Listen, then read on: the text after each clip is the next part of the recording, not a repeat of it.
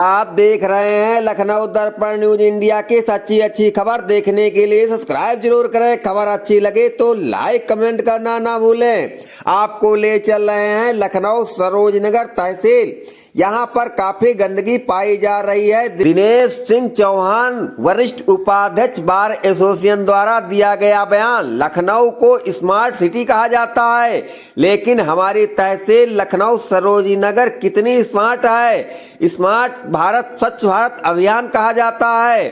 सरोजनगर तहसील कितनी स्वच्छ है यह हम नहीं कह रहे हैं। बैनर पोस्टर दीवारों पर लिखा रहता है, मुस्कुराइए हम लखनऊ में हैं, लेकिन लखनऊ की तहसील राम के भरोसे राम राज को बदनाम किया जा रहा है। आगे सुना रहे हैं अधिवक्ताओं के बयान।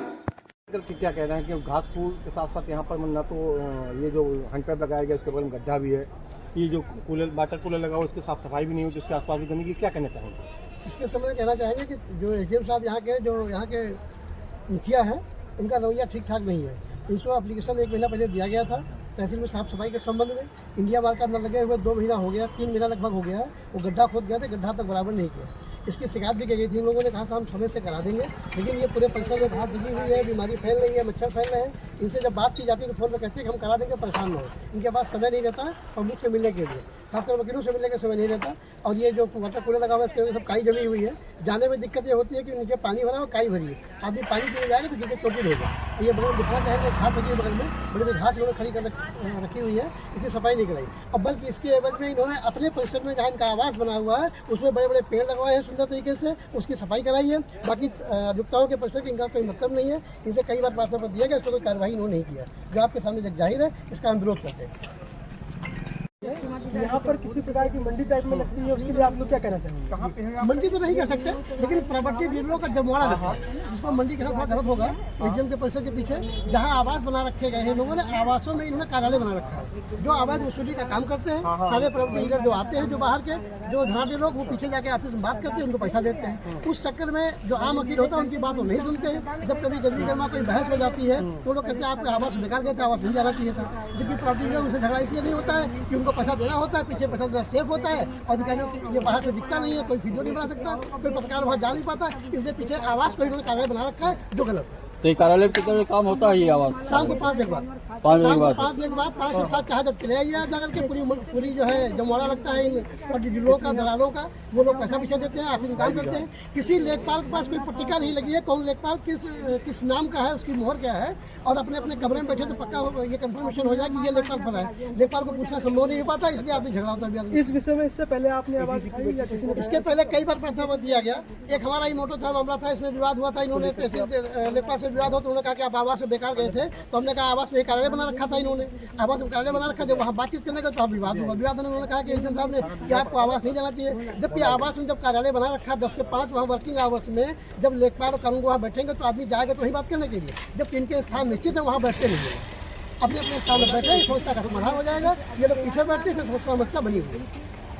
एजीएम साहब और यहाँ के जो भी कार्यकारी अधिकारी हैं, उनके कार्यकाल से आप कितना संतुष्ट हैं? हम संतुष्ट नहीं है। वो ये संतुष्ट नहीं है कि इससे पहले कई बार ये हुआ कि लेखपाल और कर्मचारी अपने अपने कमरे में बैठेंगे, इनको अलर्ट किया गया और गोवर्धन शुक्ला नाथ तहसीलदार इनको चार्ज दिया गया कि ये लोग लेखपालों की रिपोर्ट लगवाएंगे। लेखपाल से वकील या फरियादी अपने आप मिलने नहीं जाएगा। ये एक हफ्ता बैठे, 1 हफ्ते बाद बैठना बंद कर दिया। कोई लेखपाल अपने कमरे में नहीं बैठता है, सब पीछे आवास में बैठते हैं। जब कोई आवास में जाता है, कोई विवाद होता है, पैसों के लेन देन के लिए विवाद होता है जब, तो अधिकारी एसडीएम साहब कहते हैं कि आप उनके आवास पे क्यों गए, आपको आवास नहीं जाना चाहिए। जबकि इन्होंने आवास में कार्यालय बना रखा है, जो कि गलत है, इसकी निंदा करते हैं। इनको जब इनको परिसर दिया गया है, पीछे कानून का कमरा दिया हुआ है, उस कमरे में बैठाएं, ये विवाद की स्थिति न बने। जैसा कि आपने सुना कि आम जनता यहाँ के कार्यकारी अधिकारी और एसडीएम साहब की वजह से परेशान है। उनके जो भी चीज़ें हैं, जो भी उनकी समस्याएं हैं, उनका क्लियर कराने की आप तैयारी करें और सभी लोग मिलकर के इसके लिए आवाज़ उठाएं। हाँ। इस पर क्या कहना चाहिए? इनको ये कहना चाहेंगे कि इनसे एक बार कहा गया था अभियुक्ता परिषद बगल में बना हुआ है, इसकी भी एप्लीकेशन दी गई थी। उन्होंने कहा था हम सफाई करा देंगे। इन्होंने दीपावली पहले सफाई नहीं कराई और ये फोन खाना बंद कर दिया। एक बार फोन खाया इन्होंने तो कहा कि अधिकारी के साथ परेशान हुए, जबकि सफाई नहीं हुई है। ऊपर खापड़ से पड़ा हुआ मंदिर के परिसर में बड़ी बड़ी घास उगी हुई।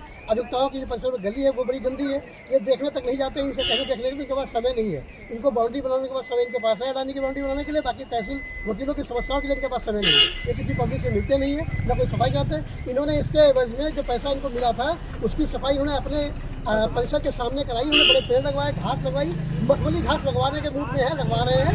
तो अभी उन्हें नहीं है, पहले परिसर इनको साफ करना चाहिए, उसके बाद हर सफाई करानी चाहिए, जिससे बहुत बड़ी अव्यवस्था जो फैली हुई है। जब अधिवक्ताओं का फोन नहीं उठाते तो आम जनता का फोन कैसे उठाते होंगे? ये नहीं उठाते हैं, ना उठाते हैं ना मिलते हैं। 10 हाँ एक चीज़ और मुद्दे बता दूँ आपको, 10 से 12 बजे मिलने का 2 घंटे का समय होता है इन अधिकारियों का जो है पब्लिक से, फरियादियों से। ये 10 से 12 बजे आते नहीं, आते हैं 1 बजे का आता है। 1 बजे आने पर सीधे कोर्ट में बैठ जाते हैं। उसके बाद 3 बजे उनका फोन आता है, ये उठाते हैं गाड़ी, चले जाते हैं।